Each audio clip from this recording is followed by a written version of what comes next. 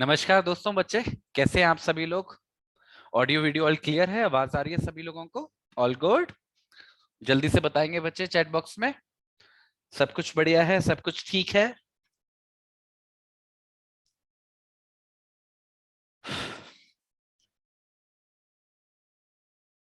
देखो बच्चे, सबसे पहले मेरी बातों को बहुत ध्यान से सुनो। आज की क्लास के जो एजेंडा है, मतलब इस क्लास का और नेक्स्ट क्लास का, मैं आपको समझा रहा हूँ, तो उससे ओवरव्यू बना लो दिमाग में। देखो बच्चे, जो लास्ट क्लास हमने कवर की थी उसमें हमने चार्ज को समझा था, ठीक है। चार्ज के ऊपर हमने 2 क्लासेस कंट्रीब्यूट की हैं और उसमें काफी अच्छे से चीजों को समझा है, चीजों को जाना है।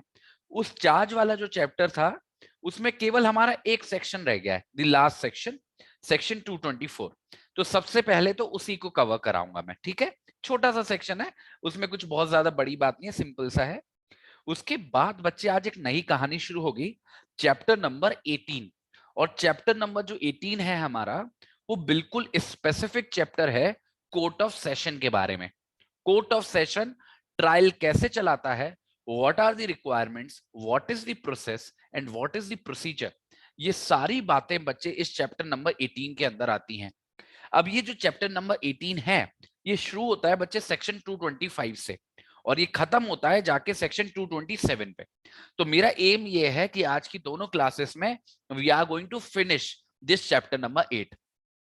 अब ये जो चैप्टर है बच्चे, इसके अंदर कुछ कॉन्सेप्ट्स हैं जिसके बारे में अभी आपको जानकारी नहीं होगी, ठीक है। उनको मेरे को समझाना है आपको बहुत अच्छे से, और डिमार्केट करना है between the trial before a magistrate and the trial before the court of session. तो मेरे ये 2 एम रहने वाले हैं आज की क्लास में। तो आप सभी लोग अपने आपको मेंटली प्रिपेयर कर लो। वैसे मैं क्लासेस को बहुत ज्यादा हैवी नहीं करूंगा, टाइम वाइज भी और कंटेंट वाइज भी, पर हाँ, आज दिमाग बिल्कुल मेरे को फ्रेश चाहिए, आप सभी लोगों का बिल्कुल ओपन होना चाहिए और बिल्कुल आप लोग तैयार होने चाहिए to receive all the information, ठीक है। तो बहुत ध्यान से, बहुत सिंपल तरीके से, ठीक है, सुनते चलना बच्चे, समझना जरूर। फटाफट से सेक्शन 224 को खत्म कर लो। तो लास्ट क्लास में जहां पे छोड़ा था ना सेक्शन 223 को, बस उसमें एक सेक्शन और लिख लो, वो है सेक्शन 224। और ये जो सेक्शन 224 है, ये बच्चे विड्रॉल के बारे में बात करता है। किसके विड्रॉल के बारे में? रिमेनिंग चार्जेस के।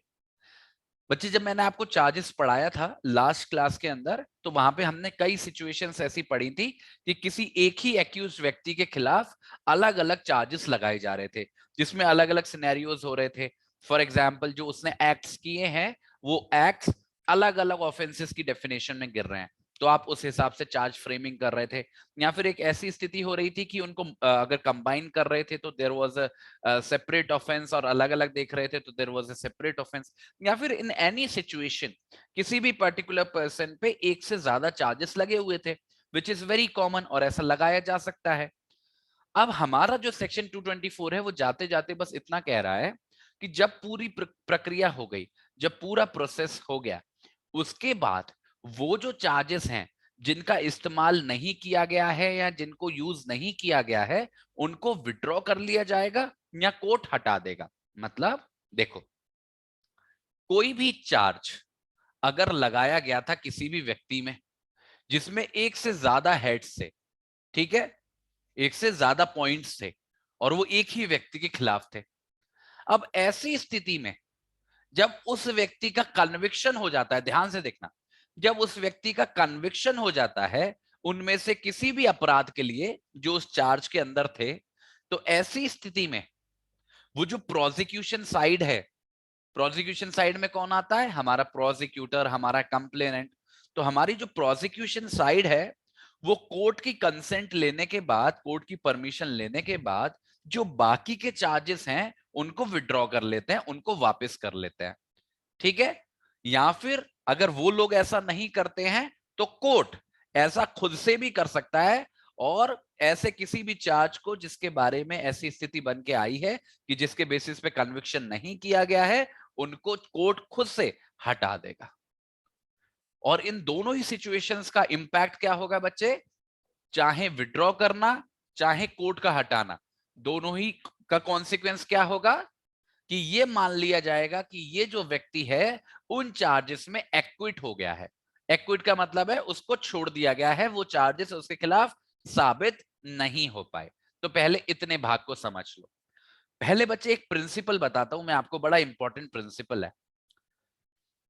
जब कोई भी कोर्ट चार्ज को फ्रेम कर रहा होता है, जब फ्रेमिंग ऑफ चार्ज की स्टेज चल रही होती है, ये बात बिल्कुल सही है कि उस समय पर कोर्ट का कंप्लीट डिस्क्रिशन होता है। वो सारी चीजों को समझकर, सारी चीजों को जानकर, पार्टीज के बात करके, एविडेंसेस को देख के चार्जेस को फ्रेम करता है किसी व्यक्ति के खिलाफ। कि इसके चलते चलते भी अगर कोई नई परिस्थिति आती है तो चार्जेस में एड अप किया जा सकता है। पर एक बात को हमेशा याद रखिएगा बच्चे, एक बार जब किसी व्यक्ति के खिलाफ कोई चार्ज फ्रेम हो जाता है, ध्यान से सुनना, उसके बाद उस चार्ज को कोर्ट अपनी मर्जी से हटा नहीं सकता। मतलब एड अप अपनी मर्जी से कर सकते हो, पर किसी भी चार्ज को जो एक बार लग गया उसको हटा नहीं सकते। उस चार्ज के अंदर या तो कन्विक्शन होगा या फिर एक्विटल होगा। They are the only two possibilities. बहुत इंपॉर्टेंट है इस बात को समझना। देखो बच्चे, कोई भी चार्ज फ्रेमिंग जो होती है ना किसी भी केस के अंदर, उसका सीधा संबंध होता है उस केस के जजमेंट से, क्योंकि जो जजमेंट है वो उन्हीं चार्जेस के आधार पर दी जाएगी। ठीक है, so there is a direct relationship. और इसी डायरेक्ट रिलेशनशिप में जब आप ये प्रिंसिपल लगा दे रहे हो कि अ चार्ज वंस फ्रेम्ड, उसके बेसिस पे या तो कन्विक्शन होगा या एक्विटल होगा, उसको इनडायरेक्टली या प्रोसीजरल तरीके से नहीं हटाया जा सकता है। तो इसका इंप्लाइड मतलब क्या है? मानो किसी भी केस के अंदर किसी भी व्यक्ति के खिलाफ 2 चार्जेस लगाए गए हैं, 3 चार्जेस लगाए गए हैं, 4 चार्जेस लगाए गए हैं फॉर वट एवर रीजन। ठीक है, अब इस व्यक्ति के खिलाफ, जिसके खिलाफ ये सारे चार्जेस लगाए गए हैं, अब वो पूरे केस की कार्रवाई चली, पूरा ट्रायल चला, और जब डिसीजन की बारी आई, जब अंत आया उस केस का, तो जरूरी नहीं है ना कि उन सारे चार्जेस के बेसिस पे उसका कन्विक्शन हो। जरूरी नहीं है, इट इज नॉट नेसेसरी। मानो रेप का चार्ज था, मर्डर का चार्ज था, किडनैपिंग का चार्ज था, पर पूरे प्रोसेस के अनुसार पाया गया कि केवल मर्डर साबित हो पाया है, या फिर केवल रेप साबित हो पाया है, या फिर केवल किडनैपिंग साबित हो पाया है। जरूरी नहीं है ना कि सारे चार्जेस प्रूव भी हो पाए, राइट? तो जिन जिन जो जो चार्जेस प्रूव हो जाएंगे उन पे तो कन्विक्शन हो जाएगा। जैसे मर्डर प्रूव हो गया तो मर्डर के लिए कन्विक्शन हो जाएगा। वो जो चार्जेस हैं जो प्रूव नहीं हो पाए, जिन पे कन्विक्शन नहीं हो पाया, उनकी बात हो रही है कि वो चार्जेस लगाए तो गए थे but they could not be proved in the process of trial. ये वाली जो स्थिति है वो बच्चे सेक्शन 224 के अंदर आती है। यहां पर दो सिचुएशंस बन सकती हैं कि वो जो सारे बचे हुए चार्जेस हैं जिन पे कन्विक्शन नहीं हो पाया, उनको या तो प्रोसिक्यूशन साइड, क्योंकि उसी ने चार्ज लगाए हैं एक्यूज व्यक्ति के ऊपर, उनको वो विड्रॉ कर ले, उनको वापस ले ले, या फिर अगर वो वापस नहीं लेता है तो कोर्ट उसको हटा देगा अपनी तरफ से। कोर्ट के पास भी ये पावर है। वैसे नॉर्मल प्रक्रिया तो यही है कि जैसे एक्यूज की कन्विक्शन होती है तो जो हमारा प्रोसिक्यूशन साइड है it automatically withdraws the other charges. अगर उन चार्जेस के आधार पर वो अपील करना चाहता है, that is a simple different situation. पर अगर मैं एक ही अपील वपील को दिमाग में ना लाऊं, एक ही ट्रायल को नजर में रख के देखूं, तो हमारा जो प्रोसिक्यूशन है वो उन चार्जेस को विड्रॉ कर लेता है, और उस आधार पर जजमेंट आ जाती है कि इन चार्जेस को विड्रॉ कर दिया गया और इन चार्जेस में कन्विक्शन हो गया। और अगर वो ऐसा नहीं करता है किसी भी वजह से, जैसे अपील वगैरह की परिस्थिति में, तो वहां पे क्या करता है जो कोर्ट है, वो खुद से उन बचे हुए चार्जेस को हटा देता है, क्योंकि उसने नहीं पा रहा कि उनके बेसिस पे कन्विक्शन करना बनता है। पर बच्चे एक बात है जिसको आप ध्यान रखना, जैसे मैंने आपको बोला कि एक बार जब चार्ज फ्रेम हो गया है तो उसको हटाया नहीं जा सकता प्रोसीजरल तरीके से। उसके अंदर या तो कन्विक्शन होगा या एक्विटल होगा। इसी बात से ये बात निकल के आती है कि जब कोई भी प्रोसिक्यूशन किसी चार्ज को विड्रॉ करता है या फिर कोर्ट ऑफ लॉ उन चार्जेस को हटाता है, उसका मतलब ये होता है कि वो जो व्यक्ति है उसको उन चार्जेस पे एक्विट कर दिया गया है, उसको उन चार्जेस पे एक्विट कर दिया गया है, छोड़ दिया गया है। वो प्रोसीजरल तरीके से नहीं हटाए गए। दैट इज बाय इम्प्लीकेशन, ये मान लिया जाता है कि वो चार्जेस के लिए उस व्यक्ति को एक्विट किया गया था। वही हो गया ना कि जितने भी चार्जेस फ्रेम हुए थे, कुछ कुछ के लिए कन्विक्शन हो गया, और जिनके लिए कन्विक्शन नहीं हो पाया क्योंकि वो विड्रॉ कर लिए गए या कोर्ट के द्वारा हटा लिए गए, उनमें क्या हो गया? एक्विटल हो गया। एक्विटल का मतलब क्या होता है? छोड़ देना। आज मैं बताऊंगा आपको जब ये अगला चैप्टर पढ़ाऊंगा, डिस्चार्ज और एक्विटल का भी डिफरेंस आपको समझाऊंगा। तो दैट इज द सिंपल फंडा कि बचे हुए चार्जेस जिन पे कन्विक्शन नहीं हो सका, they are to be withdrawn, और कोर्ट हटा देगा, और दोनों ही परिस्थितियों में मान लिया जाएगा कि वो जो पर्टिकुलर व्यक्ति है उन चार्जेस पे उसको एक्विट कर दिया गया है। बस इसमें एक बात को ध्यान रखना कि अगर आगे चल के कभी भी वो जो कन्विक्शन थी उसको अगर हटाया जाता है, सेट असाइड किया जाता है, तो ऐसी सिचुएशन में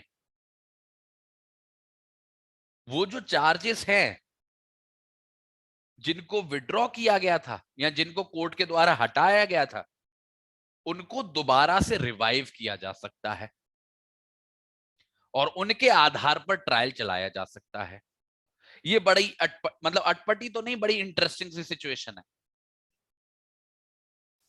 मानो कोई केस रहा, उस केस के अंदर कोर्ट ऑफ लॉ ने कुछ चार्जेस के आधार पर कन्विक्शन कर दिया और बाकी के चार्जेस को विड्रॉ कर लिया गया एज पर लॉ जो हमने अभी पढ़ा।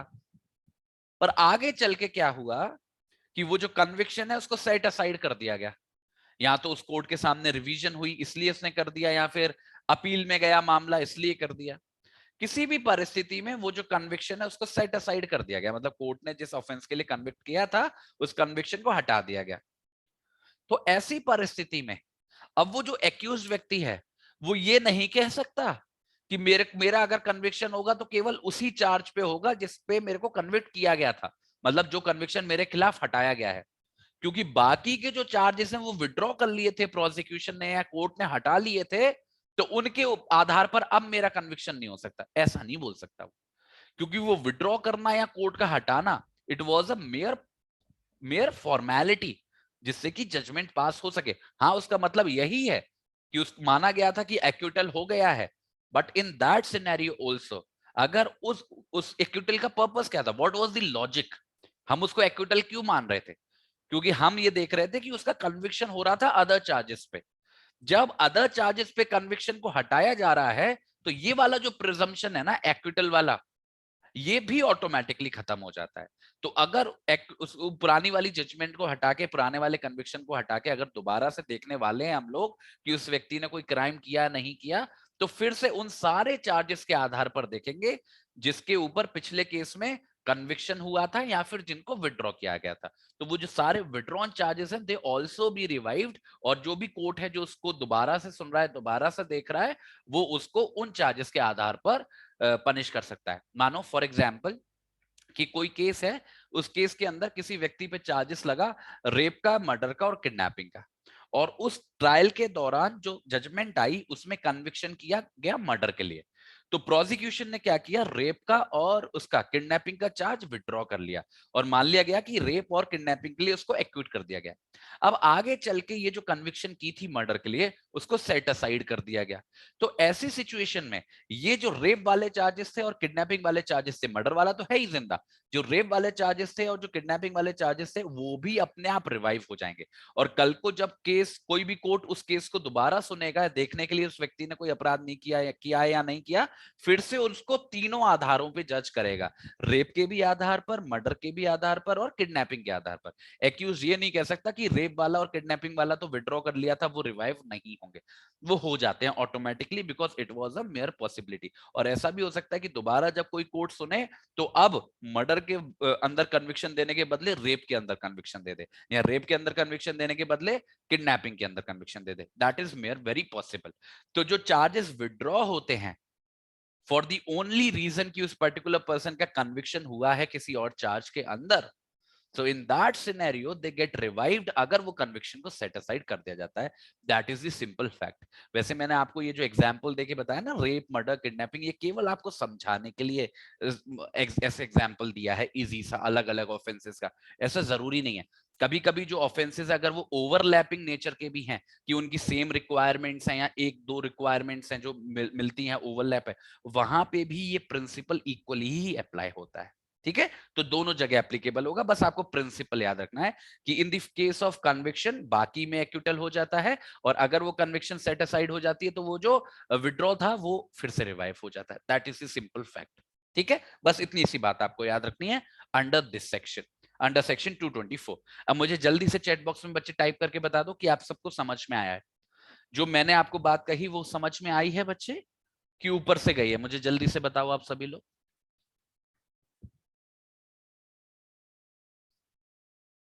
क्लियर है? थोड़ी सी बच्चे, मैं मानता हूं कॉम्प्लिकेटेड बात है, जब मैंने भी इस बात को पहली बार सुना, पहली बार पढ़ा, तो इट वाज क्वाइट समथिंग जिसमें टाइम लगता है समझने में। बट अगर मोटा मोटा आपको समझ में आ रहा है what I am trying to say here, तो उतना काफी है। वो तो आपको करना पड़ेगा उसको 4-5 बार रिवाइज, तभी वो बात बनेगी आपको।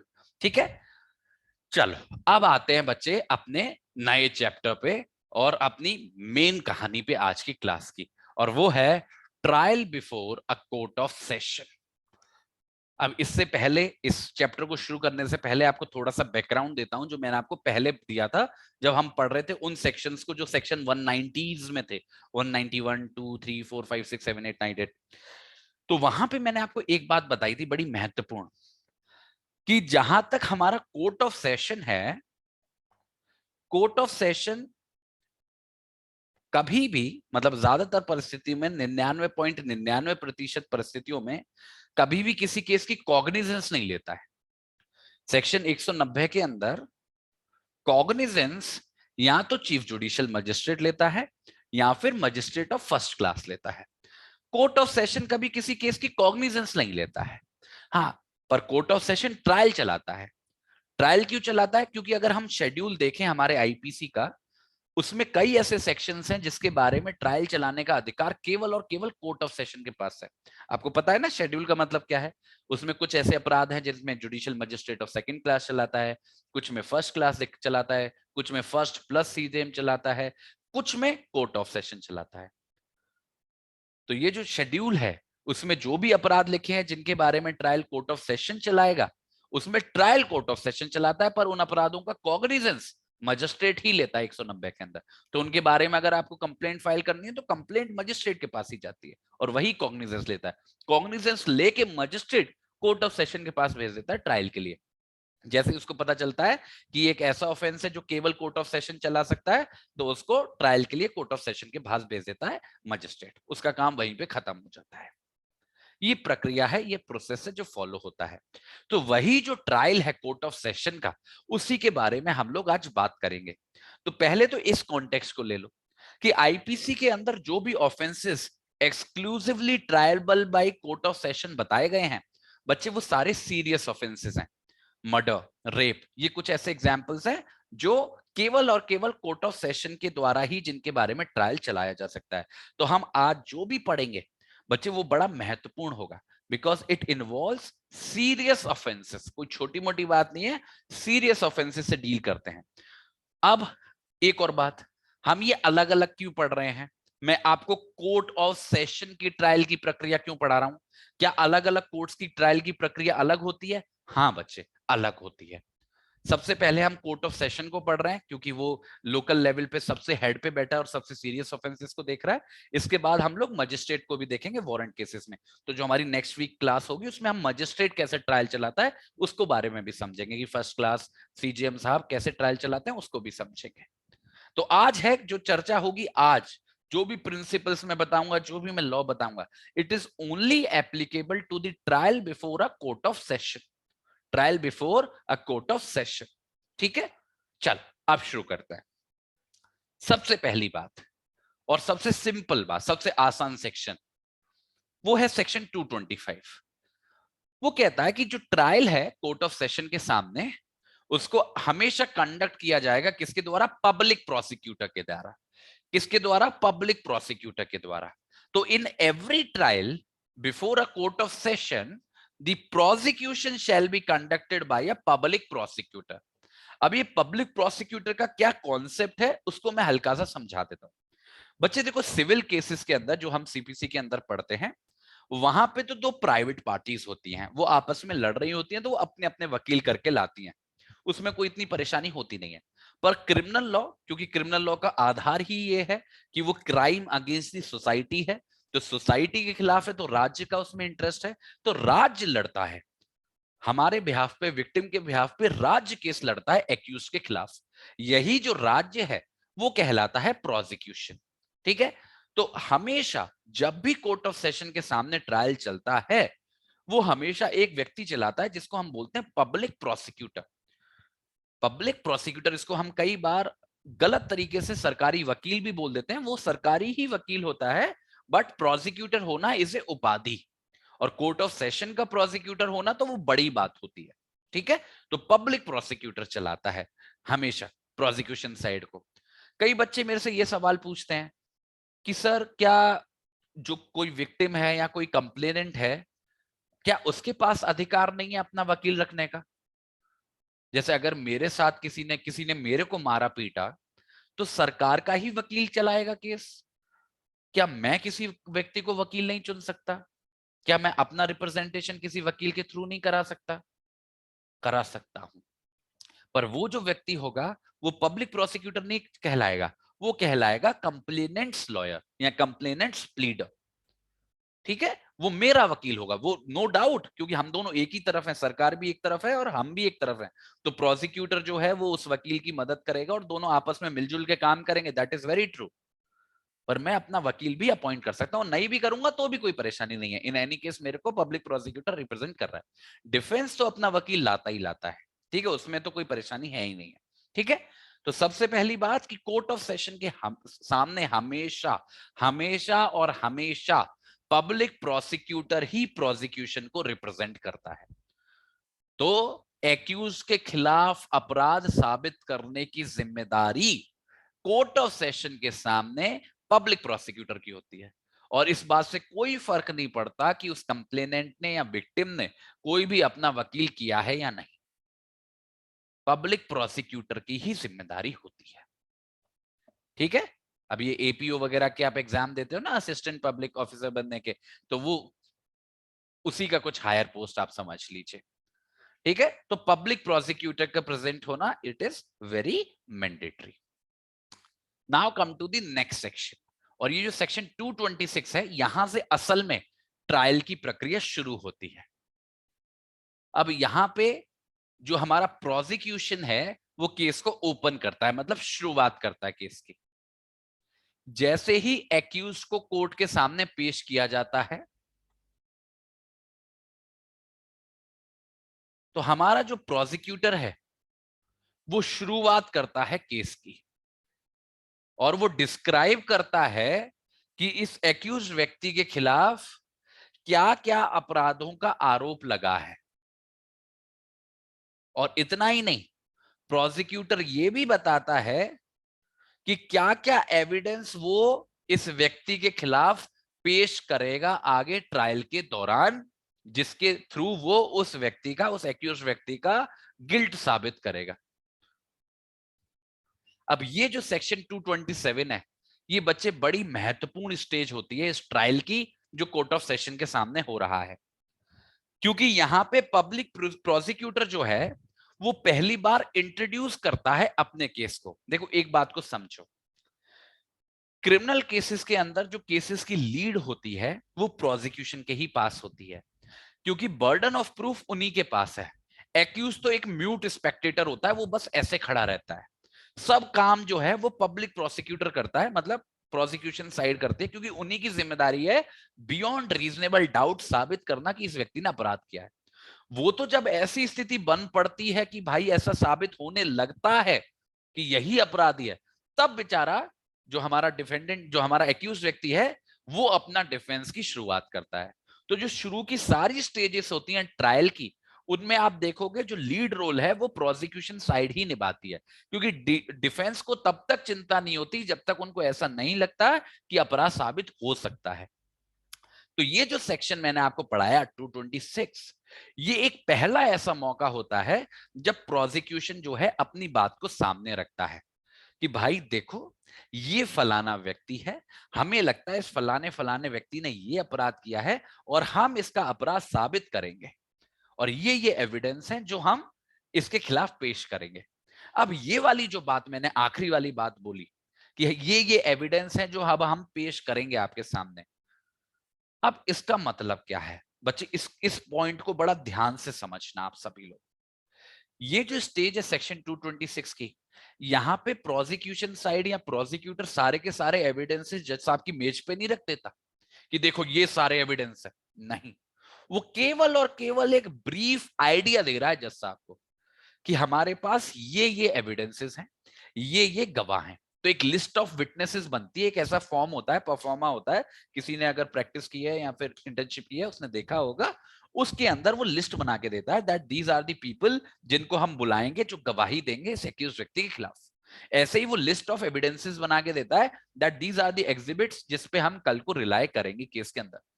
ये केवल एक इंट्रोडक्शन है, हम केवल एक आइडिया दे रहे हैं। जैसे हम अपना एग्जाम में आंसर लिखते हैं ना, तो इंट्रोडक्शन के अंदर बता देते हैं कि हम क्या लिखने वाले हैं आगे। ऐसा ही कुछ काम यहाँ पे प्रोसिक्यूशन कर रहा है। यहाँ पे ट्रायल शुरू नहीं हो गया, यहाँ पे लड़ाई झगड़ा शुरू नहीं हो गया कि तू सच्चा कि मैं झूठा कि ये देखो एविडेंस, नहीं। यहाँ पे केवल एक ब्रीफ इंट्रोडक्शन दिया जा रहा है बाय द प्रोसिक्यूशन कि भाई उनका चार्ज क्या है इस व्यक्ति के खिलाफ और उसको वो कैसे कैसे साबित करने वाले हैं। भले ही बच्चे ये इंट्रोडक्टरी स्टेज है, पर ये इंट्रोडक्टरी स्टेज है बड़ी महत्वपूर्ण। ऐसा क्यों है? ऐसा है इसके आने वाले अगले सेक्शन की वजह से, सेक्शन 227। बड़ा ध्यान से सुनना बच्चे इस सेक्शन को। ये जो सेक्शन 227 है बच्चे, ये बात करता है किसकी? डिस्चार्ज की। किसकी करता है? डिस्चार्ज की। ये एक पहला मौका है जहां पर किसी व्यक्ति को, किसी एक्यूज को कोर्ट ऑफ सेशन के द्वारा छोड़ा जा सकता है। This is the first point, ये पहली एग्जिट है। जैसे आप मेट्रो स्टेशन के अंदर जाते हो ना, 7-8 एग्जिट्स होती हैं, ये पहली एग्जिट है जहां से एक्यूज निकल के बाहर जा सकता है उस केस से। और वो एग्जिट क्या है? वो डिस्चार्ज की एग्जिट है। और ये कब कब काम आती है? अगर उन सारी चीजों को सुनने के बाद जो प्रोसिक्यूशन ने कहा, जो भी एविडेंसेस के बारे में प्रोसिक्यूशन ने जिक्र किया, या वो सारे गवाह जिनकी उन्होंने उसने बात की, साथ ही साथ एक्यूज की बात सुनने के बाद एक्यूज को भी एक हल्का सा मौका देता है हमारा कोर्ट ऑफ लॉ कि आप बताओ भाई, आपके खिलाफ इतने दुनिया भर के आरोप लगा रहे हैं ये प्रोसिक्यूटर साहब, आपको क्या कहना है? ये सारी बातों को सोचने समझने के बाद अगर कोर्ट को ऐसा लगा कि प्रोसिक्यूशन हमको उल्लू बना रहा है, प्रोसिक्यूशन के केस में दम नहीं है, ना ही उनके पास कोई भी क्रेडिबल एविडेंसेस हैं और ना ही उनके पास कोई दमदार विटनेस है, और मुझे ऐसा लगता है कि आगे चल के ये कुछ ज्यादा तोप उखाड़ नहीं पाएंगे, इसलिए मैं क्या कर रहा हूं? इस एक्यूज को छोड़ रहा हूं, एक्यूज को डिस्चार्ज कर रहा हूं। अभी ट्रायल शुरू नहीं हुआ, अभी एविडेंसेस स्वीकार नहीं हुए, अभी विटनेसेस को भी सुना नहीं गया। केवल उस प्रिलिमिनरी स्टेज पर सारी चीजों को ऊपर ऊपर से देख के जो भी बातें प्रोसिक्यूटर साहब ने कही कि हम फलानी चीज लाएंगे, ये फलाना विटनेस है, और एक्यूज की बात को समझकर हमें ऐसा लग रहा है कि कल को कुछ होने नहीं वाला है इस ट्रायल के अंदर, इस कोर्ट का केवल समय ही बर्बाद होगा। प्रोसिक्यूटर साहब प्रूव नहीं कर पाएंगे इस केस को, क्योंकि जिस बारे में, जिस एविडेंसेस के बारे में उन्होंने इंट्रोडक्शन के अंदर मेंशन किया है, अब सुनना मेरी बात को, मेरे शब्दों को, कल को अगर वो साबित भी कर पाए उन सारी चीजों को, तो भी वो काफी नहीं होंगे इस व्यक्ति को पनिश करने के लिए। सुना मेरी बात को? कि जिस जिस बात को या जिस जिस बात के बारे में ये प्रोसिक्यूटर साहब एविडेंस लाने की बात कर रहे हैं, गवाहों को लाने की बात कर रहे हैं, अगर हम एक सेकंड को मान लें कि उन सब वो सारी बातें इनने साबित भी कर दी बियॉन्ड रीजनेबल डाउट, फिर भी वो काफी नहीं होगी उस अपराध के लिए, इस व्यक्ति को पनिश करने के लिए, तो कोई फायदा ही नहीं है। इन दैट सिनेरियो जो हमारा कोर्ट ऑफ लॉ है उस एक्यूज्ड व्यक्ति को छोड़ सकता है। और ये जो स्टेज पे छोड़ना है, ये प्रिलिमिनरी स्टेज पे छोड़ना है जब विटनेसेस को नहीं सुना गया है, एविडेंसेस को नहीं देखा गया है, इसको बोलते हैं डिस्चार्ज। दिमाग के अंदर डाल लो, इसको बोलते हैं डिस्चार्ज। समझ में आया? This is the very first exit. But ये बच्चे आसान काम नहीं है। पहले तो इसके कुछ पॉइंट समझो, कुछ पहचान समझो। यहां पे कोई भी डिटेल्ड मैनर में अभी कोई भी प्रोसीडिंग या प्रोसेस नहीं हुआ है, बस केस की शुरुआत ही हो पाई थी 226 के अंदर, प्रोसिक्यूटर साहब ने इंट्रोडक्शन ही दे पाया था, और 227 के अंदर इतना भयंकर कॉन्सिक्वेंस आ सकता है। इतनी खतरनाक कार्रवाई होती है क्रिमिनल कि प्रोसिक्यूशन हमेशा अपने टोस पे रहता है कि वो एक सेकंड के लिए भी हल्के में नहीं ले सकता चीजों को, कि जैसे ही उसने हल्के में लिया, इंट्रोडक्शन जैसी चीज उसने हल्के में ली और एक्यूज गया। तो बोलते हैं ना, जैसे आप लोगों से भी बोलते हैं कि अगर आपने अपने आंसर का इंट्रोडक्शन अच्छा नहीं लिखा, बाद में चाहे कुछ भी कर पाते आप, उस टीचर का पॉइंट ऑफ व्यू आपके बारे में बन गया कि आप बेवकूफ हो, और वो आपको उतना ही नंबर देगा। The same is happening here with the prosecution, कि अगर आपने इंट्रोड्यूस सही से नहीं किया, आपने भरोसा नहीं दिला पाया जज साहब को कि आप कल को इसका अपराध साबित कर पाओगे, तो कोई जरूरी नहीं है जज साहब के लिए कि वो बैठ के आपका ट्रायल चलाएं। कोई जरूरी नहीं है। किसी भी केस में कंप्लेन आना या पुलिस रिपोर्ट आना, उसकी कॉग्निजेंस लिया जाना, या फिर उसके बारे में कोर्ट ऑफ सेशन के सामने केस भेज दिया जाना, या प्रोसिक्यूटर साहब का इंट्रोडक्शन दे दिया जाना, कोई गारंटी नहीं है कि कोर्ट ऑफ सेशन बैठ के उसके बारे में ट्रायल चलाएगा ही चलाएगा। कोर्ट का समय बड़ा ही प्रेशियस है, वो उसको उसी जगह पे चलाता है जहां पे उसे लगता है कि कुछ रिजल्ट आएगा। और अगर उसे ऐसा यहां पे लगा कि रिजल्ट नहीं आने वाला है, तो वो टाटा बाय बाय कर देगा पहली डेट को। And this will be called discharge. क्या? डिस्चार्ज। ठीक है। पर इसका टेस्ट मैंने आपको बता दिया बातों बातों में, वो यहां पे लिखा नहीं है। डिस्चार्ज आमतौर पर कोर्ट तभी करता है, देखो ऑब्वियसली क्योंकि इंट्रोडक्टरी स्टेज है, अभी विटनेसेस को सुना नहीं है, अभी एविडेंसेस को देखा नहीं है, तो कोर्ट जो है उनके बारे में तो ओपिनियन बना नहीं सकता। ये तो कह नहीं सकता कि तुम इसको प्रूव नहीं कर पाओगे या तुम इसको प्रूव कर लोगे, क्योंकि वो तो फ्यूचर की बात है। जैसा फ्यूचर तो देख नहीं सकते हैं। यहां पर जो टेस्ट है वो ये है कि अगर एक सेकंड को हम मान लें कि जो जो बात प्रोसिक्यूटर साहब कह रहे हैं, अगर वो सारी बातें अगर साबित भी हो जाएं, मान ले एक सेकंड की 100% सक्सेसफुल हो जाएं हमारे प्रोसिक्यूटर साहब, और हर एक वो गवाह जिसको वो लेके आएंगे, फिर भी वो सफिशिएंट नहीं होगा कन्विक्शन के लिए, इन दैट सिनेरियो डिस्चार्ज किया जा सकता है। जैसे मानो किसी पे एक्यूजेशन आप लगा रहे हो रेप का, और रेप के लिए चाहिए देयर हैज टू बी, वो उस डेफिनेशन में गिरना चाहिए, वो पेनेट्रेशन वगैरह वाली बात, कंसेंट वाली बात। और इंट्रोडक्शन में जो भी प्रोसिक्यूटर साहब ने एविडेंसेस की बात की है या गवाहों की बात की है, वो एविडेंसेस किस बारे में है कि फलाने दिन महिला अपने घर से निकली थी, फलाने दिन महिला ने ये कपड़े पहने थे, गवाह ने देखा था उसको कि वो उस गली से गुजरी थी। मतलब there is not even a single evidence जो पॉइंट आउट कर रहा हो उन रिक्वायरमेंट्स की तरफ, मतलब पेनिट्रेशन की तरफ, सेक्सुअल इंटरकोर्स की तरफ, या फिर उसकी एब्सेंस ऑफ कंसेंट की तरफ। तो अगर ये बातें कल को साबित हो भी गई कि उसने देखा था, कि उसने वो कपड़े पहने थे, कि वो इतने बजे गई थी, तो भी वो सफिशिएंट नहीं होने वाली ना उस व्यक्ति को कन्विक्ट करने के लिए। तो क्या फायदा है उनको प्रूफ करके? अगर प्रूफ करना है तो वो बात करो ना जिससे वो अपराधी घोषित हो, absence of consent and the act of sexual intercourse. Proof करना है तो वो करो। ये है जब डिस्चार्ज होगा। ठीक है। अब मुझे जल्दी से बताओ बच्चे, फटाफट से, बिना टाइम को वेस्ट करे, आपको सेक्शन 226 और 227 को समझ में आया है?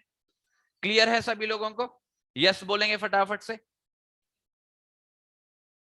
क्लियर है? चलो वेरी गुड। अब देखो, अब जो अगला सेक्शन है वो इसी कहानी की आगे की बात है। सेक्शन 228 ये बात करता है फ्रेमिंग ऑफ चार्ज के बारे में। अब आप सभी लोग सोचोगे सर पिछले चैप्टर में आपने मेरे को 10-11 सेक्शन पढ़ा दिए फ्रेमिंग ऑफ चार्ज के बारे में, अब इस चैप्टर में फिर से फ्रेमिंग ऑफ चार्ज क्यों पढ़ा रहे हो? सोच रहे हो ना ये? अभी इसका जवाब दूंगा मैं आपको। पहले देखो कि इसका नंबर कब आता है। यहां पे अगर जज साहब को ऐसा लग रहा है प्रोसिक्यूटर के इंट्रोडक्शन को सुनने के बाद, उन सारी बातों को देखने और समझने की बाद, कि जो प्रोसिक्यूशन का केस है उसमें दम है, मतलब हो सकता है, ऐसा नहीं है कि 100% गारंटी है कि अक्यूज ने किया हो सकता है, देयर आर चांसेस कि ये जो एक्यूज है इसने वो अपराध किया हो जिसके बारे में प्रोसिक्यूटर साहब कह रहे हैं।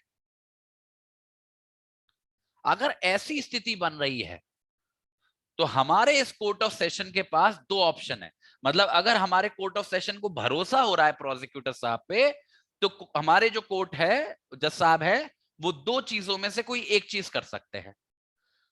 अगर उन सारी बातों को देखने के बाद, उन सारे एविडेंसेस का इंट्रोडक्शन लेने के बाद प्रोसिक्यूटर साहब को ये रियलाइज होता है कि असल में ये जो केस उनके सामने आ गया वो उनके द्वारा ट्रायबल नहीं है, मतलब ये एक ऐसा केस नहीं है जो exclusively tribal by court of session हो, मतलब एक ये ऐसा केस है जिसके बारे में कार्रवाई जो है वो चीफ जुडिशियल मजिस्ट्रेट या मजिस्ट्रेट ऑफ फर्स्ट क्लास को चलानी चाहिए थी।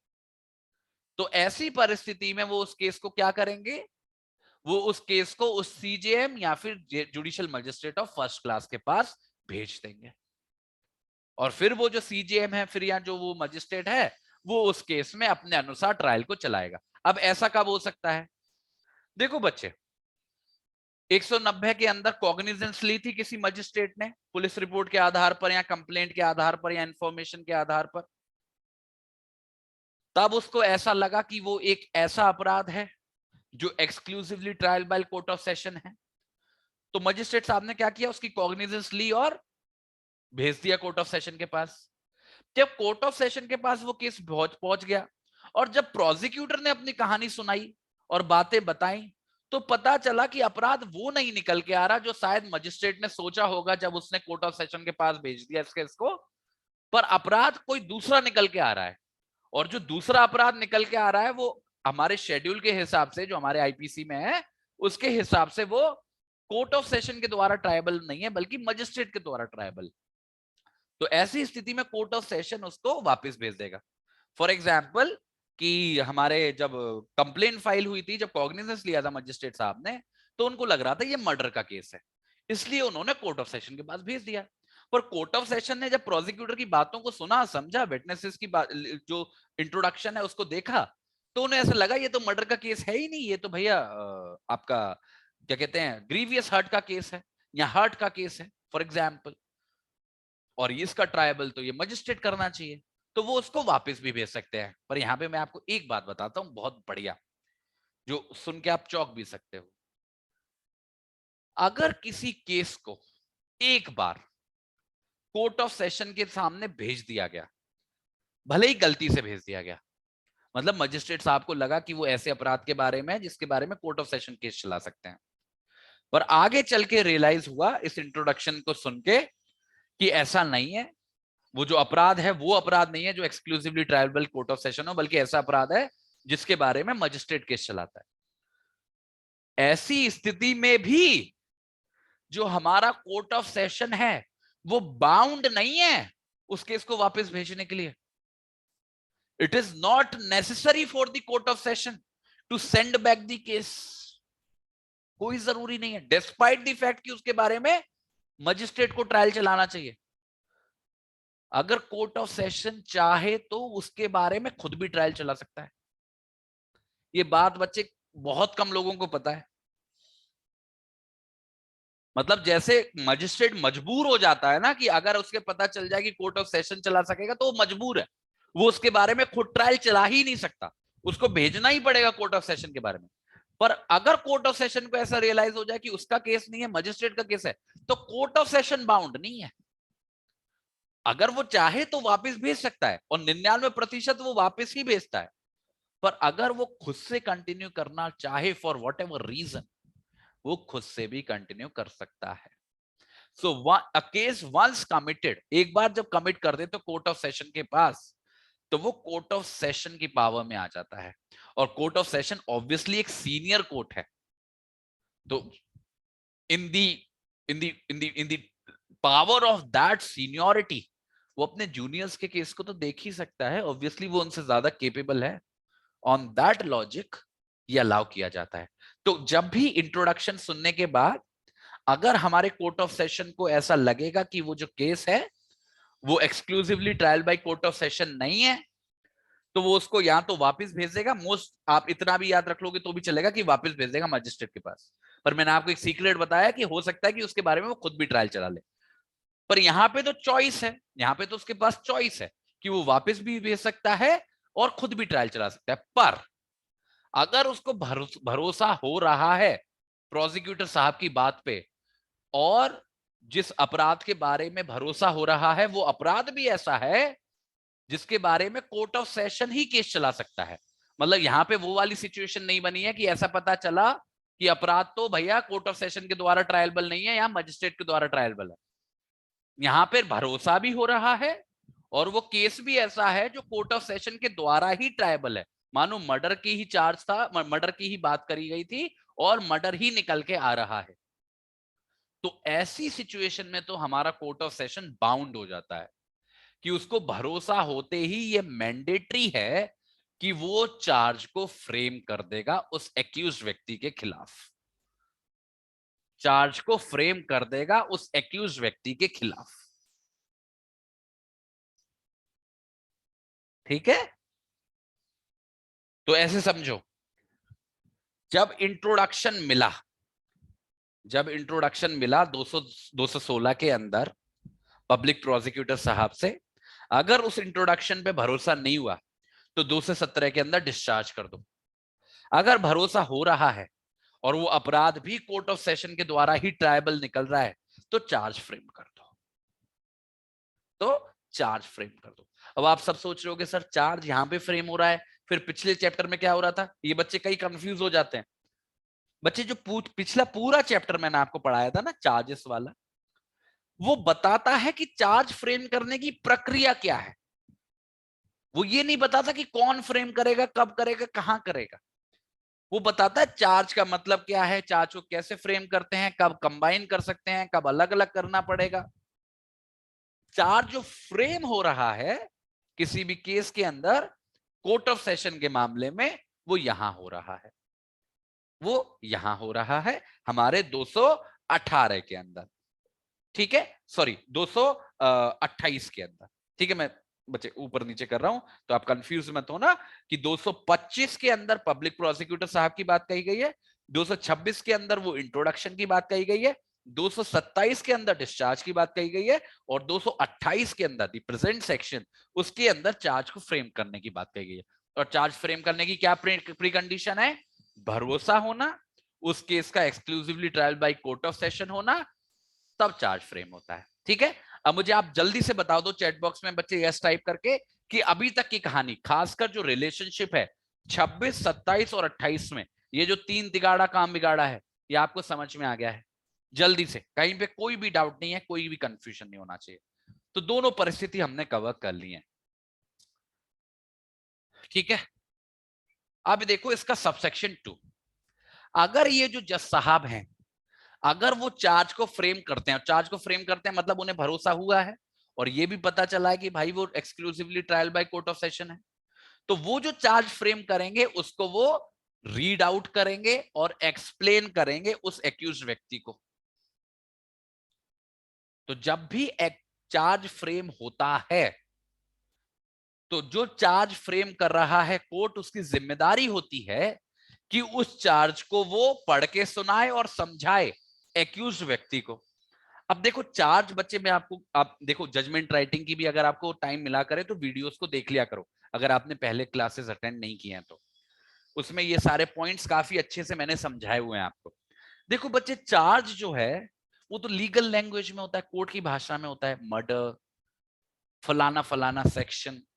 आम व्यक्ति के, जिसने लॉ नहीं करी है, मैं तो कह रहा हूँ लॉ के बच्चों को भी नहीं समझ में आ रहा, पर उसकी सोचो जिसने लॉ नहीं की है उसके तो क्या ही समझ में आएगा, और हो सकता है कोई बिल्कुल ही अनपढ़ गवार हो, राइट?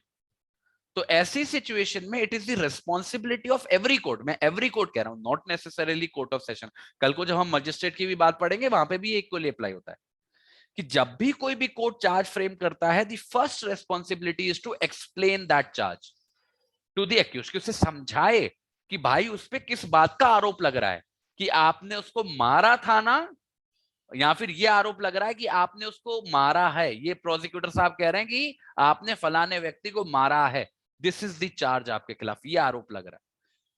तो ऐसे समझाना पड़ता है, ये जिम्मेदारी होती है किसी और की नहीं, प्रोसिक्यूटर की नहीं, डिफेंस की नहीं, खुद कोर्ट की जिसने चार्ज फ्रेम किया है। तो सबसे पहले तो हमारा कोर्ट ऑफ सेशन है, चार्ज फ्रेम करने के बाद उसको ये बात समझाएगा उस एक्यूज्ड को, और समझाने के बाद फिर उससे पूछेगा कि क्या भाई आपको अपना अपराध स्वीकार है, क्या वो आप प्लीड गिल्टी करना चाहते हो, अपना अपराध स्वीकार करना चाहते हो क्या? तो पहले उसे समझाएंगे कि भाई प्रोसिक्यूटर साहब कह रहे हैं कि आपने फलाने व्यक्ति का अपराध किया है, फलाने फलाने व्यक्ति का मर्डर किया, मर्डर तो हत्या की है। क्या आप मानते हो आपने हत्या की है? This is how it goes. क्या आप प्लीड गिल्टी करोगे? क्या आप अपना अपराध मानना चाहते हो? ठीक है, तो पहले चार्ज फ्रेम करना है, फिर चार्ज समझाना है, और फिर पूछना है कि वो अपने आप को प्लीड गिल्टी करना चाहता है या नहीं। ये सारी प्रक्रिया 228 के ही अंदर कवर हो जाएगी। और सबकी प्री कंडीशन क्या है कि कोर्ट को भरोसा हुआ है उस इंट्रोडक्शन पे जो उसको 226 के अंदर दिया गया था। ठीक है, अब आ जाओ 229 पे। अब ये जो आखिरी बात बताई ना मैंने आपको 228 के अंदर, कि क्या आप प्लीड गिल्टी करना चाहते हो, उसी से निकल के आता है ये सेक्शन 229। अगर वो व्यक्ति जिसको आपने चार्ज, जिसके खिलाफ आपने चार्ज फ्रेम किया, जिसको आपने चार्ज समझाया, और जिससे आपने पूछा कि क्या आप अपनी गलती मानना चाहते हो, अगर वो अपनी गलती मान लेता है, अगर वो कहे कि जैसा मेरे से गलती हो गई, हाँ मैंने ही अपराध किया है, तब सेक्शन 229 पिक्चर में आता है। और ऐसी स्थिति में वो जो एक्यूज व्यक्ति है जिसने प्लीड गिल्टी किया है, उसको कन्विक्ट कर दिया जाता है। तो जैसे ही एक्यूज प्लीड करेगा अपने आप को गिल्टी, तो सबसे पहले तो जज साहब की जिम्मेदारी होगी कि वो उस प्ली को रिकॉर्ड करेंगे। रिकॉर्ड करेंगे मतलब टेप रिकॉर्डर में रिकॉर्ड नहीं करेंगे, उसको लिखेंगे उसी शब्दों में जो जो शब्द उसने इस्तेमाल करे। पर एक और बात मैं बता दूं बच्चे, बड़ी खतरनाक बात, जब कोई एक्यूज व्यक्ति किसी भी केस के अंदर कोर्ट ऑफ सेशन के सामने अपने आप को गिल्टी होना स्वीकार कर लेता है, वहां पर कोर्ट मजबूर नहीं है उसको कन्विक्ट करने के लिए। It is not necessary for the court in every case जहां पे प्लीड गिल्टी हुआ है कि वो उस व्यक्ति को कन्विक्ट करे, उस व्यक्ति को सजा दे दे वहीं के वहीं। अगर कोर्ट को किसी भी वजह से ऐसा लगता है कि इस प्ली गिल्टी के बावजूद वो चाहता है कि ट्रायल चलाया जाए, मतलब प्रोसिक्यूशन को ही बोला चाहे कि वो अपराध साबित करे, तो वो ऐसा करने के लिए भी बोल सकता है। मतलब एक्यूज का प्लीड गिल्टी करना प्रोसिक्यूशन को कोई अधिकार नहीं देता है कि भाई मेरा बर्डन तो खत्म हो गया। वो तभी होगा अगर जो कोर्ट है उस प्ली के आधार पर उसको कन्विक्ट करता है। तो अब ऐसी परिस्थिति कब बनेगी कि एक्यूज की गलती की मानने के बावजूद कोर्ट चाहेगा कि ट्रायल चले, कन्विक्शन ना हो? ऐसा तब हो सकता है जब कोर्ट को लग रहा हो कि ये जो एक्यूज है, जो अपने आप को गिल्टी बता रहा है, वो किसी भी तरीके के दबाव में है, किसी भी तरीके के प्रेशर में। वो समझ नहीं पा रहा कि क्या प्रेशर है, बट कोर्ट को उस पर शक हो रहा है कि कुछ तो गड़बड़ है, तो वो ट्रायल चलाने के लिए भी बोल सकता है। तो बारी बारी से मैं आपको समझाता हूं। पहले समझो ये रिकॉर्ड वाली, पहले समझो प्ली वाली बात और उसको रिकॉर्ड करने वाली बात। वैसे तो बच्चे आम भाषा में प्लीडिंग गिल्टी बड़ा सिंपल सा काम है। जैसे जज साहब ने बोला कि आप पे आरोप लगाया कि आपने ए व्यक्ति ने बी व्यक्ति का हत्या की है, तो आप मानते हो आपने हत्या की है, तो इसमें कैसे प्लीड गिल्टी करोगे? हाँ मानता हूं मैंने हत्या करी है, सिंपल है। पर बच्चे कई परिस्थितियों में ये इतना सिंपल नहीं होता। कई परिस्थितियों में किसी स्टेटमेंट को गिल्टी की प्ली माना जाएगा या नहीं माना जाएगा, वो बड़ा कंफ्यूजिंग हो जाता है। जो गिल्टी होने की प्ली है वो बिल्कुल क्लियर होनी चाहिए, कोई भी उसमें कंफ्यूजन नहीं होनी चाहिए। मतलब अगर आरोप हत्या का है तो प्ली भी हत्या की ही होनी चाहिए। उसमें वो बोले कि हां मैंने हत्या की है। मानो आरोप लगाया कि आपने दूसरे व्यक्ति की हत्या की है, आप मानते हो आपने हत्या की है, तो उसके बदले में वो व्यक्ति कह रहा है मैं वहां पे मौजूद था, ये गिल्टी की प्ली नहीं है। मेरे हाथ में बंदूक थी, ये भी गिल्टी की प्ली नहीं है। मैंने गोली चलाई थी, ये भी गिल्टी की प्ली नहीं है। जब तक मैं ये नहीं बोलूंगा कि मेरी गोली की वजह से वो मरा, ये है plea guilty. So every plea must be clear and direct to the offence, directly related to the offence. ऐसी स्टेटमेंट्स जो इशारा करें कि इसी व्यक्ति ने मारा है, वो प्ली गिल्टी नहीं होती। वो एडमिशंस हो सकते हैं, कुछ परिस्थितियों में कन्फेशंस भी हो सकते हैं, पर वो प्ली नहीं हो सकती। प्ली हमेशा और हमेशा सीधी, डायरेक्ट एक्सेप्टेंस होती है उस अपराध की, ना कि उसके आसपास की परिस्थितियों की। अपराध का आरोप है, मैं बोल रहा हूं कि हां मेरी दुश्मनी थी, प्ली गिल्टी नहीं है। आपने मारा या नहीं मारा, अगर उसका जवाब होगा कि हां मैंने मारा, दिस इज प्ली गिल्टी। तो पहले तो आपको ये पता लगाना है कि जो बोला जा रहा है बाय द एक्यूज, वो गिल्टी की प्ली मानी भी जा सकती है या नहीं। उस एक बार अगर कोर्ट सेटिस्फाई हो जाए कि वो मानी जा सकती है, फिर वो उसको उसी रूप में, बच्चे बड़े ध्यान से सुनना मेरी बात को, उसी रूप में जो शब्द उस व्यक्ति ने बोले, उन्हीं शब्दों को लिखा जाता है। जज साहब अपने शब्दों में उसकी प्ली को रिपीट नहीं करते, उसी शब्दों में, फिर वो चाहे किसी भी भाषा में रहे हो, वही एग्जैक्ट शब्द रिकॉर्ड किए जाते हैं, जिससे कल को अगर अपील फाइल हो कि ऑब्जेक्शन लिया जाए कि मैंने तो प्ली गिल्टी किया ही नहीं था, तो उस एपिलेट कोर्ट के सामने वही साक्षात शब्द होने चाहिए जो उस व्यक्ति ने बोले थे कोर्ट के सामने। क्योंकि कल को हो सकता है ना ये पलट जाए। अभी वो बेचारा मासूम सा है, कल को 4 वकीलों से मिलेगा, वो कहेंगे कि तुम तो बड़े बेवकूफ हो यार, उसको ज्ञान दे देंगे, तो हो सकता है कि पलट जाए, मैंने तो ये बोला ही नहीं था, मैंने तो वो बोला था। तो it has to be in the exact same terms जो उसने बोले हैं। तो प्ली का रिकॉर्ड होना बड़ा जरूरी है। अगर प्ली को रिकॉर्ड नहीं किया गया तो आगे चल के बहुत दिक्कत हो सकती है। तो पहला तो उसका प्ली होना जरूरी है, फिर उसका रिकॉर्ड करना जरूरी है। उसके बाद भी दो ऑप्शन है कोर्ट के पास, गिल्टी की प्ली पाने के बाद भी कोर्ट के पास दो ऑप्शन है। ईदर टू कन्विक्ट, जो ज्यादातर केस में वो ऐसा ही करेगा, 90% केस में कन्विक्ट ही करेगा, और दूसरी स्थिति ट्रायल की हो सकती है कि वो ये मान ले कि कोई प्ली हुई नहीं है, मैं तो ट्रायल चलाऊंगा। कोर्ट की मर्जी है, प्रोसिक्यूटर कुछ नहीं कर सकता उसके बारे में। ईदर टू कन्विक्ट और टू कंडक्ट द ट्रायल, ये पावर उसको मिलती है सेक्शन 229 के अंदर। और ये सेक्शन 229 कब लागू होता है? जब कोई व्यक्ति प्ली देता है गिल्टी की। पर अगर ऐसा कोई व्यक्ति ना करे, मतलब प्लीड गिल्टी ना करे, 228 के अंदर जब एक्यूज से पूछा गया कि आप मानते हो कि आपने ये अपराध किया है, अगर वो मना कर दे कि मैंने नहीं किया, तब लागू होता है सेक्शन 230। और इसके अंदर जो हमारा कोर्ट है वो तारीख दे देता है जिस तारीख को प्रोसिक्यूशन एविडेंस सुने जाएंगे। अब देखना बच्चे, बड़ा सिंपल सा सेक्शन है पर बड़ा गहरा सेक्शन है, बहुत ध्यान से पढ़ना। अगर जो एक्यूज है अपना अपराध मानने से अस्वीकार कर देता है और बोलता है कि भाई मेरे बारे में तो ट्रायल चलाओ आप, मतलब एक ऐसी परिस्थिति जहां पे उस पे सेक्शन 229 लागू नहीं होता है, या फिर एक ऐसी परिस्थिति उसमें उसने प्लीड गिल्टी तो किया था पर 229 के अंदर कोर्ट ने किसी भी वजह से उस प्ली को स्वीकार नहीं किया और उस प्ली के आधार पे कन्विक्शन नहीं दिया, बल्कि ये बोला कि हम तो ट्रायल चलाएंगे।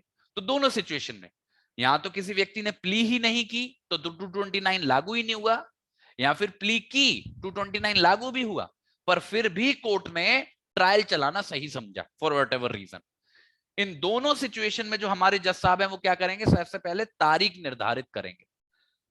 और वो तारीख किसके लिए होगी? उस तारीख को विटनेसेस को एग्जामिन किया जाएगा। किसके विटनेसेस को एग्जामिन किया जाएगा? प्रोसिक्यूशन के विटनेसेस को। गवाह बुलाए जाएंगे, जिन जिन जिन जिस गवाहों के बारे में हमारा प्रोसिक्यूशन कह रहा था ना सेक्शन 216 के अंदर कि भाई मेरे पास ये एविडेंस है, ये गवाह हैं, ऐसे मैं साबित करूंगा, तो उनमें जो गवाह हैं उनको बुलाएंगे पहली तारीख पे। तो यहां पे एक बात और समझो आप, वैसे ये बात हल्के में मैंने आपको बता दी अभी, कोई भी केस है उसकी एक क्रोनोलॉजी होती है, क्योंकि हमारा सिस्टम ऐसा है कि जो जिम्मेदारी है अपराध साबित करने की वो पूरी तरीके से प्रोसिक्यूशन की है, कि उसको बियॉन्ड रीजनेबल डाउट एस्टेब्लिश करना है हमारे एक्यूज व्यक्ति की कल्पेबिलिटी। जब तक वो ऐसा नहीं करता है हमारा एक्यूज जो है वो प्रिज्यूम्ड टू बी इनोसेंट है, उसे कुछ भी करने की जरूरत नहीं है। इसलिए जो केस की शुरुआत भी होती है वो प्रोसिक्यूशन से ही होती है, कि भाई प्रोसिक्यूशन के विटनेसेस को मौका देंगे, उनका जो भी एविडेंसेस हैं उनको कंसीडर करेंगे, जब उनमें लगेगा कि कुछ निकल के आया है तब बारी आएगी डिफेंस की। हो सकता है डिफेंस की बारी ही ना आए, आगे मैं आपको पढ़ाऊंगा, हो सकता है कि जो सारे विटनेसेस ने जो भी बकवास करी या जो भी एविडेंसेस प्रोसिक्यूशन लेके आए उनमें कुछ निकला ही नहीं, तो डिफेंस की जरूरत ही नहीं है, क्योंकि वो प्रिजम्पशन जो है इनोसेंस का वो थोड़ा भी नहीं हिला। मतलब एक्यूज का तो नंबर ही नहीं आता जब तक उसके ऊपर खतरा ना बने, तब तक प्रोसिक्यूशन ही कोशिश करता रहता है कि इस तरीके से या उस तरीके से अपराध साबित करे। And that is the reason कि एक बार जब कोर्ट मन बना लेता है 228 के अंदर या 229 के अंदर कि मेरे को तो ट्रायल ही चलाना है, तो सबसे पहली तारीख जो देता है वो प्रोसिक्यूशन के विटनेसेस को ही एग्जामिन करने के लिए देता है, और प्रोसिक्यूशन के विटनेसेस हैं तो उनको बुलाना पड़ेगा, तो उनको बुलाने के लिए भी प्रोसेस जारी कर सकता है। प्रोसेस जारी का मतलब है सम्मन भेज सकता है। अब देखो बच्चे, कई बार है कई लोगों ने अपराध देखा होता है, पर हर एक व्यक्ति बचना चाहता है, किसी पे समय नहीं है कि मैं अपना ऑफिस छोड़ के कोर्ट में गवाही देता फिरूं। हजार तरीके के लोग होते हैं, कुछ लोगों की मानसिकता भी ऐसी होती है कि भाई मेरे को डर लग रहा है, मेरे को कर दिया कुछ तो कर दिया। बेवकूफ लोगों की कमी नहीं है ना इस देश में, तो कई बार ना मजबूर करना पड़ता है, अच्छे काम के लिए भी लोगों को मजबूर करना पड़ता है कि भाई सच बता दो। तो कोर्ट प्रोसिक्यूशन की सहायता करेगा, और अगर देखो अगर प्रोसिक्यूशन के कहने पे विटनेसेस आ रहे हैं तो सम्मन वम्मन भेजने की कोई जरूरत नहीं है, कोई दिक्कत नहीं है। सम्मन तभी भेजेगा कोर्ट जब प्रोसिक्यूटर वाला साइड जो है वो कोर्ट से कहेगा कि हमें लग रहा है कि ये विटनेस है, इसने देखा है, इसे पता है, ये हमारे साइड का विटनेस है, पर ये आएगा नहीं जब तक आप इसको बुलाओगे नहीं, इसको फोर्स करना पड़ेगा। तो अगर ऐसा प्रोसिक्यूशन साइड रिक्वेस्ट करती है कि इस विटनेस के खिलाफ आप सम्मन जारी कर दो जिससे उसको आना पड़े, सम्मन जारी हो गया फिर तो आना पड़ता है ना, तो कोर्ट बिल्कुल प्रोसिक्यूशन की सहायता करेगा और उन सारे विटनेसेस के खिलाफ सम्मन जारी कर देगा। ठीक है, तो 230 के अंदर हमने क्या सीखा कि पहली जो तारीख फिक्स होती है वो प्रोसिक्यूशन के विटनेसेस के एग्जामिनेशन के लिए होती है, और उसको एंश्योर करने के लिए कोर्ट प्रोसेस भी जारी कर सकता है उनके खिलाफ। These are the 2 points that come out of section 230. अब मुझे जल्दी से बताओ कि आपको कॉम्बिनेशन समझ में आया है सेक्शन 228, 229 और 230 का, ये 3 सेक्शन साथ में जाते हैं, तो आप बनाते चलो स्ट्रक्चर कॉम्बिनेशन। 226, 27, 28 साथ में जा रहे हैं, 29, 200, 200, 225, 26, 27 साथ में जा रहे हैं, और 28, 29, 30 साथ में जा रहे हैं। क्लियर है? सभी बच्चे बोलो, कोई 2 बच्चे 3 बच्चे ही बार बार रिस्पॉन्ड करते रहते हैं, सभी लोग बोलेंगे, एक एक बच्चा जो क्लास में है मौजूद, सब बोलोगे।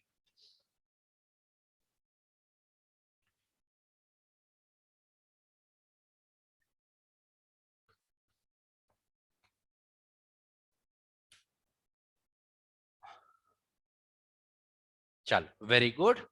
अब बढ़ते हैं बच्चे अगले सेक्शन पे। जो हमारा अगला सेक्शन है वो है सेक्शन 231। ये बात करता है एविडेंस की। अब स्टेज आ गई ना, अब तारीख फिक्स कर दी थी 230 के अंदर, अब तो सीधा भाई ट्रायल चल रहा है, तो एविडेंस फॉर प्रोसिक्यूशन मैंने बता ही दिया कि सबसे पहला नंबर प्रोसिक्यूशन का ही है, क्योंकि उनकी जिम्मेदारी है साबित करना। देखो वो जो डेट फिक्स करी थी हमने सेक्शन 230 के अंदर, जब वो डेट आ जाएगी तो हमारे जो जज साहब हैं वो एविडेंस को एक्सेप्ट करना शुरू कर देंगे। जो भी प्रोसिक्यूशन एविडेंस लेके आएगा उस एविडेंस की एक्सेप्टेबिलिटी शुरू हो जाएगी और वो कोर्ट के सामने प्रोड्यूस होना शुरू हो जाएंगे। अब ये जो गवाह आए, उनने जो भी एविडेंसेस दिए, अब उनको आंख बंद करके तो एक्सेप्ट नहीं कर सकते। हमारे एक्यूज साइड को भी तो मौका देना पड़ेगा। अब देखना बच्चे, इस बात को समझना, बहुत ध्यान से समझना। ये बात बिल्कुल ठीक है कि शुरू में जो कुछ करना है सबको प्रोसिक्यूशन को ही करना है। आगे जब खतरा बनेगा तभी जो हमारी डिफेंस साइड है वो कुछ करेगी, जरूरत पड़ेगी तो। पर एक बात सोचो, मानो प्रोसिक्यूटर किसी वकील को किसी विटनेस को लेके आ रहा है और वो विटनेस कुछ कह रहा है जो एक्यूज व्यक्ति के खिलाफ जा रहा है। अभी ऐसा नहीं है कि एक्यूज व्यक्ति का जो प्रिजम्पशन है वो हिल गया है, पर फिर भी ये जरूरी है कि वो उस विटनेस को काउंटर करने के लिए हमारे एक्यूज को मौका मिलना चाहिए। हमारे एक्यूज को मौका मिलना चाहिए कि वो उस विटनेस से सवाल करे। क्यों मिलना चाहिए? अगर मानो अभी उसको ये मौका नहीं देंगे, वो विटनेस चला जाएगा और कल को जब जरूरत पड़ेगी कि एक्यूज अपनी डिफेंस साइड को आगे रखे तो उस विटनेस को फिर से बुलाना पड़ेगा और तब जाके एक्यूज उससे दोबारा सवाल जवाब करेगा। तो बड़ी कॉम्प्लिकेशन हो जाएगी ना। तो यहां पे रोल आता है डिफेंस साइड का कि जब भी प्रोसिक्यूशन साइड किसी भी विटनेस को एग्जामिन करती है, मैंने आपको सिखाया ना इंडियन एविडेंस एक्ट के अंदर, याद रखना, जब भी प्रोसिक्यूशन साइड अपने विटनेसेस को एग्जामिन करती है उसको क्या बोलते हैं? Examination in chief. जब वो एग्जामिनेशन इन चीफ खत्म होता है तो अपोजिट साइड क्या करती है? Cross examination. और जब वो क्रॉस एग्जामिनेशन खत्म होता है तो बुलाने वाली पार्टी क्या करती है? Re examination. तो जब प्रोसिक्यूशन अपने विटनेसेस को बुलाता है, एक्यूज को पूरा मौका मिलता है उसको क्रॉस एग्जामिन करने का, इसीलिए कि कल को से विटनेस को दोबारा परेशान ना करना पड़े, दोबारा बुलाना ना पड़े। That is the sole purpose. पर वैसे तो नॉर्मल सिचुएशन में यही क्रोनोलॉजी चलती है, पर अगर जज साहब को लग रहा है कि किसी भी विटनेस के क्रॉस एग्जामिनेशन को थोड़े समय के लिए रोक देना चाहिए या बाद में कराना चाहिए, तो वो ऐसा भी कर सकते हैं। मतलब जैसे प्रोसिक्यूशन साहब का साइड का एक विटनेस आया, उसने 10 बातें कही एक्यूज व्यक्ति के खिलाफ, तो एक्यूज व्यक्ति का अधिकार है ना उसको क्रॉस एग्जामिन करने का आके। जज साहब चाहे तो इस अधिकार को रोक सकते हैं फॉर अ सेकंड। अगर जज साहब को लग रहा है कि प्रोसिक्यूशन आज 5 विटनेस लेके आया है और पांचों विटनेस लगभग लगभग एक ही बात कहेंगे, मानो पांचों लोग वो हैं जिन्होंने अपराध होते हुए देखा है, तो ऑब्वियसली वो लगभग लगभग एक ही बात कहेंगे। तो कोर्ट ऐसा कर सकता है कि प्रोसिक्यूशन से बोल दे कि पहले आप सबका एग्जामिनेशन चीफ कर लो, पहले इनसे बुलवा दो कि इनको बोलना क्या है, फिर जो हमारा एक्यूज साइड है वो बारी बारी से क्रॉस एग्जामिन कर लेगा। तो पहले इनकी साइड सुन लेते हैं सबकी, फिर आप क्रॉस एग्जामिन कर लेना इसको। That is also possible. ऐसा भी हो सकता है, वरना क्या होगा, एक होगा फिर एक होगा फिर एक होगा फिर एक होगा, एक तो उसमें टाइम भी जाएगा और उसमें एक और परेशानी हो जाती है, जो वाकई के विटनेसेस हैं अगर वो कोर्ट में ही मौजूद हैं, जब वो अपने से पहले वाले विटनेस का क्रॉस एग्जामिनेशन होते हुए देखेंगे, हो सकता है वो डर भी जाए और ऐसा भी हो सकता है कि उनको वो सवाल रट जाएं जो एक्यूज उनसे पूछने वाला है, उसमें एक्यूज का नुकसान हो जाएगा। क्योंकि अगर वो सेम ही एविडेंस दे रहे हैं तो नए नए सवाल कहां से लेके आएगा हमारा accused? They are more or less the same, going to be the same questions, तो वो वेल प्रिपेयर्ड हो जाएंगे, या हो सकता है डर भी जाए। तो दोनों ही सिचुएशंस खराब हैं फेयर ट्रायल के लिए। तो अगर कोर्ट चाहे तो, ऐसा करना जरूरी नहीं है, ये सब कुछ कोर्ट की समझदारी पे है।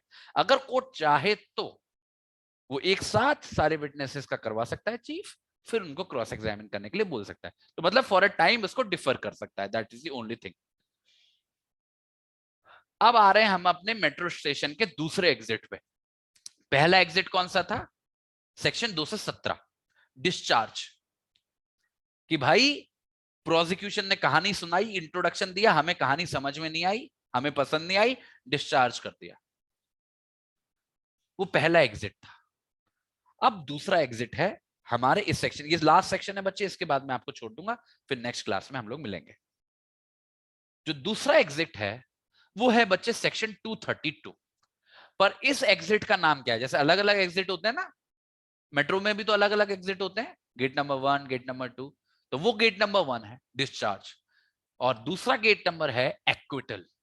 क्या है? एक्विटल। देखो, अगर प्रोसिक्यूशन साइड की जो भी एविडेंसेस हैं, जो प्रोसिक्यूशन साइड ने पेश करे, उन सब को देखने के बाद, सुनने के बाद, समझने के बाद, और साथ साथ अगर डिफेंस को भी मौका दिया थोड़ा बहुत, तो डिफेंस की भी बात को सुनने के बाद, अगर जज साहब को ऐसा लग रहा है कि प्रोसिक्यूशन साइड में दम नहीं है, मतलब ऐसा लग नहीं रहा कि एक्यूज ने किसी भी चीज को साबित किया है, एक्यूज ने कोई अपराध किया है, तो जज साहब उस एक्यूज व्यक्ति को छोड़ सकते हैं। और जब यहां पर छोड़ेंगे, जब ये एविडेंसेस सुनने के बाद छोड़ेंगे जज साहब, तो उसको डिस्चार्ज नहीं कहला जाएगा, वो कहलाएगा एक्विटल। क्या कहलाएगा? एक्विटल। जब एविडेंसेस सुनने से पहले ही छोड़ दे रहे थे, केवल इंट्रोडक्शन सुन के, उसको कह रहे थे डिस्चार्ज। जब पूरा ट्रायल चला के, प्रोसिक्यूशन के विटनेसेस को सुन के, उसके एविडेंसेस को देख के छोड़ रहे हैं, उसको कहते हैं एक्विटल। अब सुनना बच्चे बड़े ध्यान से, और इस चार्ट को अपने नोट्स में बना लेना, ये बड़ा इंपॉर्टेंट है। ये डिस्टिंक्शन बच्चे समझ नहीं पाते हैं, पर आप समझ लो। देखो, कभी भी किसी भी परिस्थिति में जब किसी व्यक्ति को छोड़ दिया जाता है, उसके खिलाफ ट्रायल शुरू होने से पहले, उसके खिलाफ ट्रायल शुरू होने से पहले, वो कहलाता है डिस्चार्ज। जब किसी व्यक्ति को छोड़ा जाता है ट्रायल शुरू होने के बाद, ट्रायल खत्म हो ऐसा जरूरी नहीं है, ट्रायल शुरू होने के बाद, once the trial begins, trial शुरू होने के बाद फिर किसी भी स्टेज पे जब किसी व्यक्ति को छोड़ा जाता है, वो कहलाता है एक्विटल। जैसे फॉर एग्जाम्पल इसकी स्थिति समझो, मानो कोई व्यक्ति आया, किसी व्यक्ति के खिलाफ कंप्लेंट आई, किसी व्यक्ति के खिलाफ पुलिस रिपोर्ट आई, उसके आधार पर कॉग्निजेंस ले लिया, वो सारी प्रक्रिया हो गई,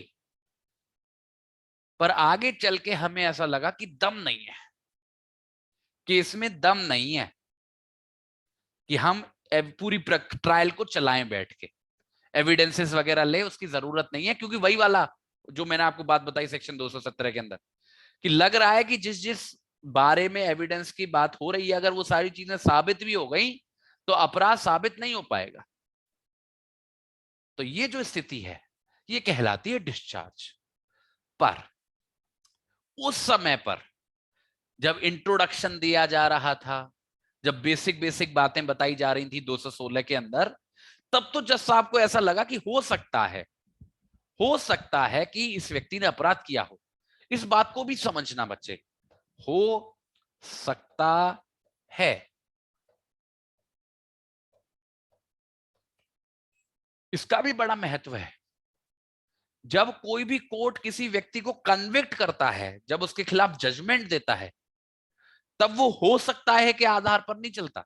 हो सकता है का मतलब है प्रोबेबिलिटीज के आधार पर नहीं चलता।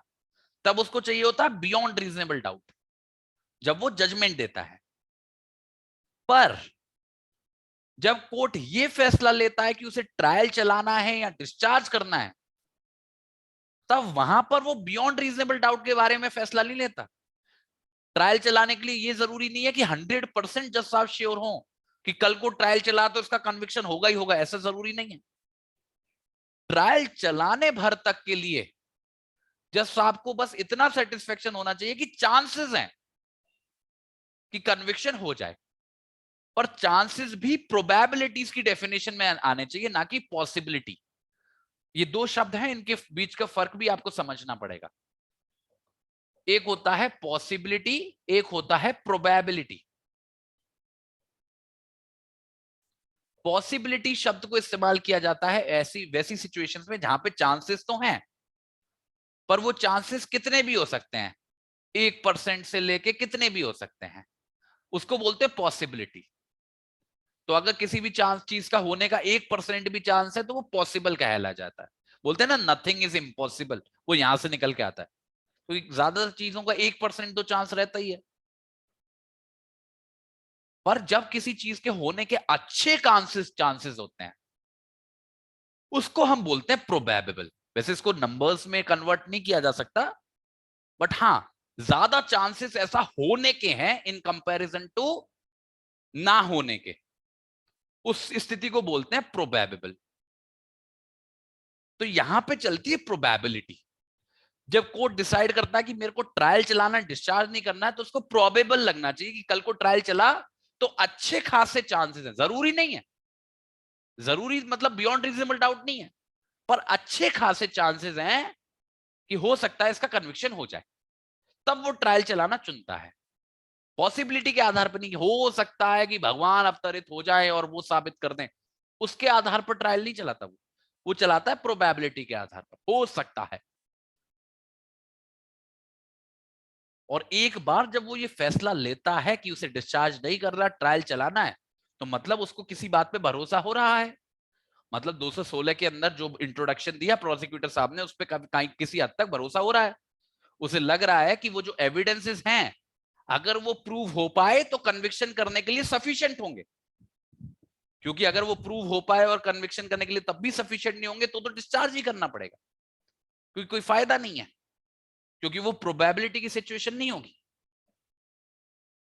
कोर्ट को उस समय ऐसा लग रहा है कि जिस एविडेंसेस की बात कर रहे हैं प्रोसिक्यूटर साहब, अगर उनको साबित कर पाए तो वो सफिशिएंट होंगे इसका कन्विक्शन के लिए, तो वो ट्रायल चलाएंगे। पर मानो जब ट्रायल चला तो प्रोसिक्यूटर साहब उन सारी चीजों को प्रूव नहीं कर पाए जिनके बारे में वो बात कर रहे थे। तो जब उनके गवाह आए तो उन गवाहों में वो दम नहीं थी जो दम वो बता रहे थे अपने इंट्रोडक्शन के अंदर। कुछ गवाह पलट गए, या जिन एविडेंसेस का वो गुणगान कर रहे थे कि मैं ये लाऊंगा मैं वो लाऊंगा, वो ला ही नहीं पाए। तब स्थिति बनती है एक्विटल की। और एक्विटल की भी जो स्थिति है ना वो बच्चे दो सिनेरियो में बनती है, दो सिचुएशंस में एक्विटल हो सकता है। एक तो एक्विटल हो सकता है तब जब ट्रायल की तो शुरुआत हो गई और प्रोसिक्यूशन साइड को मौका मिल गया अपने गवाह लाने का, अपने एविडेंस लाने का, और जब प्रोसिक्यूशन साइड की बारी खत्म हुई वहां पर कोर्ट को ऐसा लगा कि डिफेंस की साइड सुनने की जरूरत ही नहीं है, क्योंकि प्रोसिक्यूटर साहब ने कुछ भी ऐसा नहीं लाया जिससे अपराध साबित हो।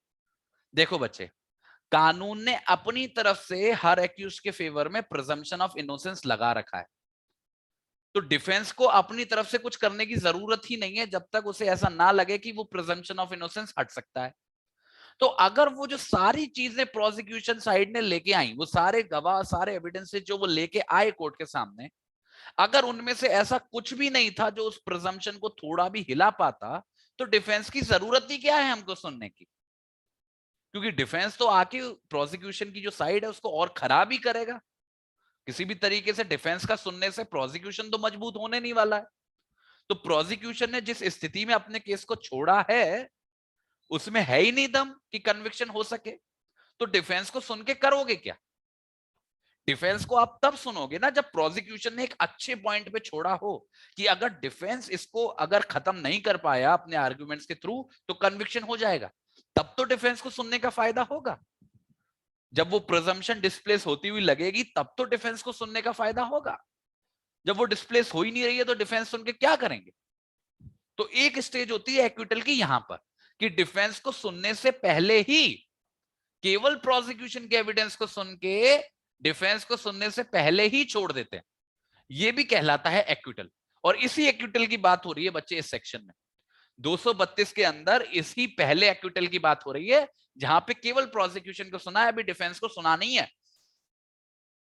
पर एक और एक्विटल हो सकता है जो आखिरी में होता है कि प्रोसिक्यूशन को भी सुन लिया डिफेंस को भी सुन लिया, मतलब प्रोसिक्यूशन ने अपने केस को अच्छे पॉइंट पे छोड़ा, प्रिजम्पशन डिस्प्लेस होने लगी थी, पर फिर आया डिफेंस और डिफेंस ने उस चीज को संभाल लिया, डाउट को क्रिएट कर दिया। मतलब आखिर में रिजल्ट ये आया कि प्रोसिक्यूशन जो है वो बियॉन्ड रीजनेबल डाउट एक्यूज के खिलाफ अपराध को साबित नहीं कर पाया। रिजल्ट ये आया दोनों पार्टीज को सुनने के बाद। तो यहां पे भी छोड़ा ही जाएगा, एक्यूज को उसको कन्विक्ट नहीं कर सकते। तो ये जो आखिरी स्टेज पे छोड़ा जा रहा है, जजमेंट के थ्रू जो छोड़ा जा रहा है इन दी एंड, वो भी एक्विटल कहलाता है, वो भी एक्विटल की डेफिनेशन में कहलाता है, जो कंक्लूजन की स्टेज पे होता है, दैट इज ऑल्सो एक्विटल। तो एक्विटल भी दो स्टेजेस पे हो सकता है, प्रोसिक्यूशन के खत्म होने के बाद, डिफेंस के शुरू होने से पहले, और प्रोसिक्यूशन और डिफेंस दोनों के खत्म होने के बाद अगर बियॉन्ड रीजनेबल डाउट प्रूव नहीं हो पाया। तो ये दोनों स्थिति एक्विटल की होती है। पर ये जो सेक्शन 232 है वो केवल इस पहली वाली सिचुएशन की बात कर रहा है, दिस फर्स्ट सिचुएशन की बात हो रही है। ठीक है, अब मुझे जल्दी से बताओ, आप सभी लोगों को डिस्चार्ज और एक्विटल का फर्क समझ में आया, और जो दो प्रकार के एक्विटल हैं वो समझ में आए? जल्दी से चैट बॉक्स में यस टाइप करेंगे बच्चे। क्लियर है सभी लोगों को? सारे बच्चे जो प्रेजेंट हैं वाई टाइप करेंगे, फिर ही जाएंगे।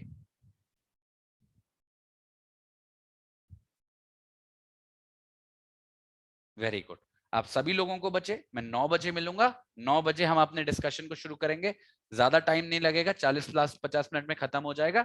233 से लेकर 237 तक हमको पढ़ना है, तो आप टाइम पे आ जाइएगा।